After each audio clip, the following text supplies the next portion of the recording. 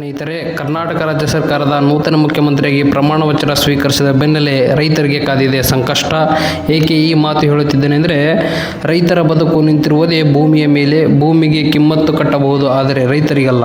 ನಮ್ಮದೇ ಭಾಗವಾಗಿರುವ ಬೆಂಗಳೂರು ನಗರ ಜಿಲ್ಲೆ ಕೊನೆಯಲ್ಲಿರುವ ಆನೇಕಲ್ ಸುಂದರವಾದ ಭೂಮಿಯನ್ನು ಸ್ವಿಫ್ಟ್ ಸಿಟಿ ಅಭಿವೃದ್ಧಿ ಯೋಜನೆಗಾಗಿ ಮತ್ತು ಅಂತಾರಾಷ್ಟ್ರೀಯ ಸ್ಟೇಡಿಯಂ ನಿರ್ಮಾಣಕ್ಕಾಗಿ ಫಲವತ್ತಾದ ರೈತರ ಭೂಮಿಯನ್ನು ವಶಪಡಿಸಿಕೊಳ್ಳಲು ರಾಜ್ಯ ಸರ್ಕಾರ ಮುಂದಾಗಿದೆ.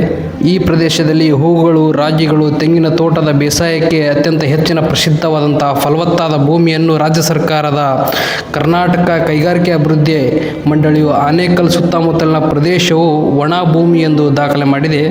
ಅಂತಾರಾಷ್ಟ್ರೀಯ ಕ್ರಿಕೆಟ್ ಸ್ಟೇಡಿಯಂ ನಿರ್ಮಾಣ ಮಾಡುವುದು ತಪ್ಪಲ್ಲ, ಆದರೆ ರಾಜ್ಯ ಸರ್ಕಾರ ನಿರ್ಮಾಣ ಮಾಡುತ್ತಿರುವುದು ಫಲವತ್ತಾದ ಭೂಮಿಯ ಕಬಳಿಕೆಯಿಂದ.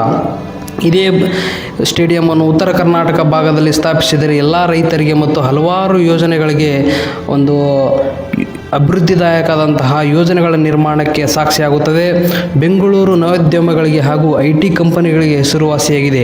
ಆದರೆ ಅಭಿವೃದ್ಧಿಗೋಸ್ಕರ ಎಕೋಸಿಸ್ಟಮನ್ನು ನಾಶ ಮಾಡಿಸುವುದು ಎಂಥ ಸರಿ? ಉತ್ತರ ಕರ್ನಾಟಕದ ಹೆಮ್ಮೆಯ ಬಿಜಾಪುರ ಶಾಸಕರಾದಂತಹ ಬಸನಗೌಡ ಯತ್ನಾಳ್ ಅವರು ಒಂದು ಮಾತು ಟ್ವೀಟ್ ಮೂಲಕ ತಿಳಿಸಿದ್ದಾರೆ.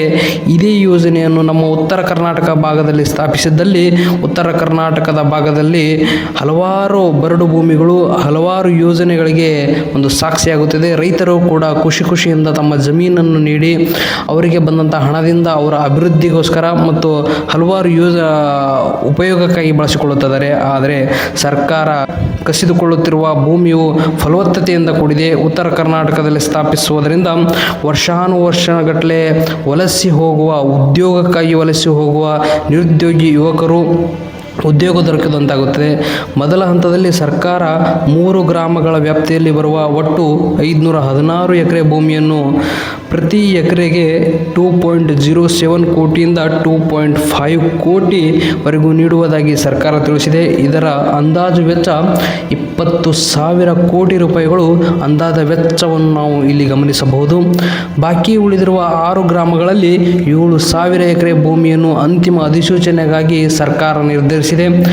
ಈ ಯೋಜನೆಯಲ್ಲಿ ಮೊದಲ ಹಂತದಲ್ಲಿ 3 ಗ್ರಾಮಗಳಿಗೆ ಭೂ ಸ್ವಾಧೀನ ಪ್ರಕ್ರಿಯೆಯನ್ನು ಪ್ರಾರಂಭಿಸಿದ್ದು, ಕೆಂಪೇನಪಾಳ್ಯ 367 ಎಕರೆ 15 ಗುಂಟೆ ಕ್ಷೇತ್ರವನ್ನು ವಶಪಡಿಸಿಕೊಳ್ಳಲಿದ್ದು, ಎರಡನೇದಾಗಿ ಮಂಡಲಹಳ್ಳಿ 70 ಎಕರೆ 34 ಗುಂಟೆ ಪ್ರದೇಶವನ್ನು ಮತ್ತು ವಡೇರಹಳ್ಳಿ ಗ್ರಾಮದ 61 ಎಕರೆ 7 ಗುಂಟೆ ಕ್ಷೇತ್ರವನ್ನು ಸರ್ಕಾರ ವಶಪಡಿಸಿಕೊಳ್ಳಲು ನಿರ್ಧರಿಸಿದೆ. ಈ ಯೋಜನೆಯ ಅಡಿಯಲ್ಲಿ ಒಟ್ಟು 9 ಗ್ರಾಮಗಳ ಪೈಕಿ 3 ಗ್ರಾಮದಿಂದ ಹಂತವಾಗಿ ಭೂಮಿಯನ್ನು ಸ್ವಾಧೀನಪಡಿಸಿಕೊಳ್ಳಲು ಸರ್ಕಾರ ನಿರ್ಧರಿಸಿದ್ದು, ಈ 3 ಗ್ರಾಮಗಳಿಂದ ಸುಮಾರು 754 ರೈತರ ಜಮೀನನ್ನು ಭೂ ಸ್ವಾಧೀನಪಡಿಸಿಕೊಳ್ಳಲು ಸರ್ಕಾರ ನಿರ್ಧರಿಸಿದ್ದು, ಇದರಿಂದ ಅರ್ಥವಾಗುತ್ತದೆ ರೈತರನ್ನು ಸೃಷ್ಟಿಸಲು ಸಾಧ್ಯವಿಲ್ಲ, ಆದರೆ ನಾಶಪಡಿಸಲು ಸಾಧ್ಯ ಎಂದು. ಒಬ್ಬ ರೈತ ತಮ್ಮ ಜಮೀನಿನಲ್ಲಿ ಉಳುಮೆ ಮಾಡಿ ಕೋಟಿ ಜನರಿಗೆ ಅನ್ನ ನೀಡುವ ಸಾಮರ್ಥ್ಯ ರೈತನಿಗೆ ಇದೆ. ಆದರೆ ಸರ್ಕಾರ ನೀಡುವ ಈ ಹಣದಿಂದ ರೈತನ್ನು ಸೃಷ್ಟಿಸಲು ಸಾಧ್ಯವಾಗದು.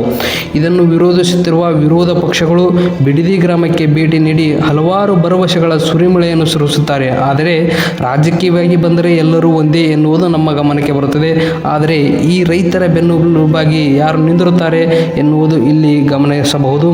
ಬಿಡದಿ ಟೌನ್ಶಿಪ್ ಯೋಜನೆ ವಿರೋಧಿಸಿ ರೈತರ ಬೃಹತ್ ಮಟ್ಟದ ಪ್ರತಿಭಟನೆಯನ್ನು ಹಮ್ಮಿಕೊಂಡಿದ್ದರೆ ಅದಕ್ಕೆ ಎಲ್ಲರೂ ಕೈಜೋಡಿಸೋಣ ಎಂದು ಹೇಳುತ್ತಾ, ಈ ವಿಡಿಯೋ ಇಷ್ಟವಾದಲ್ಲಿ ನಿಮ್ಮ ಅಭಿಪ್ರಾಯವನ್ನು ಕಮೆಂಟ್ ಮೂಲಕ ತಿಳಿಸಿ. ಧನ್ಯವಾದಗಳು.